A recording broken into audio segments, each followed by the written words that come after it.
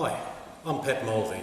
I'm the Temuka Ward Councillor in the Timaru District Council and Chair of the local Temuka Community Board. I'm also privileged to be granted a life membership of the Temuka Rugby Football Club.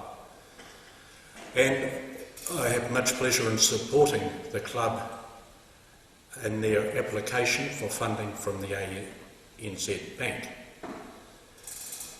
The Temuka Rugby Club has a long and strong history with community ties in the Temuka domain, which has been the home of the club since its establishment in 1875, making it one of the longest surviving rugby clubs in the country. The number one ground for the club has been the Oval, and its shape has been dictated by a cycle track, which was there until last year when the council decided to redevelop the Temuka domain, and one of the main focuses was the sports playing area, and this has been done in conjunction with local contractors who have donated time and machinery towards the project.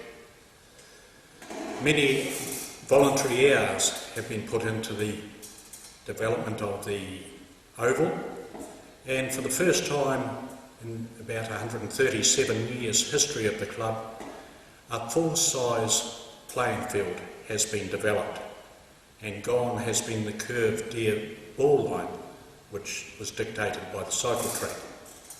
In 1904, the rugby club assisted the then Borough Council to erect a 500-seat grandstand on the domain, and that stayed in existence until the late 1970s, when it was replaced by the present new grandstand facility.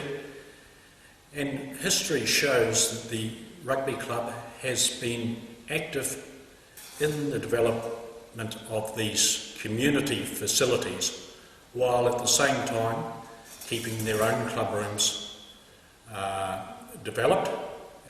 The present club rooms we're in now were opened in 1965, and the lounge and squash room court extensions were completed 10 years later in 1975. Within our club rooms, the design of our club rooms, we had managed to display much memorabilia. The club has behind us here proudly display 4 All Blacks in the history, and there's many other memorable magpies who have achieved representative and New Zealand divisional South Island representation. The club has over 230 South Canterbury Senior A representatives in their history, and there's a number of those who have achieved 100 games for South Canterbury, and those being Richard Sharp, Peter Grant, Steve Tarrant, Stephen Todd. We also have Miriam Marsh, who had the distinction of being the first female to be registered in South Canterbury JAB Rugby, and after leaving Temuka, Miriam went on to represent Canterbury and the Black Ferns national team, playing more than 15 international games for New Zealand from the year 2000. Another identity was Brendan Laney, who started his rugby career here in Temuka in JAB, made the senior team as an 18-year-old. So while I hope I have been able to portray a brief glimpse of this club's proud history, I wish to extend my support to their current projects, which are a replacement of the scoreboard and the clock.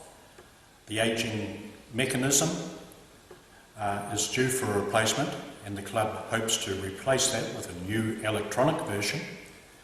And also, with many sixth generation families playing for the club has run out of area to portray that history, that vital family history, to existing players and future generations. So the club wishes to establish a new area where that history, which is hidden away in the cupboards because of lack of space, can be shown. So thank you once again for the opportunity to apply for funding, the ANZ. We thank you.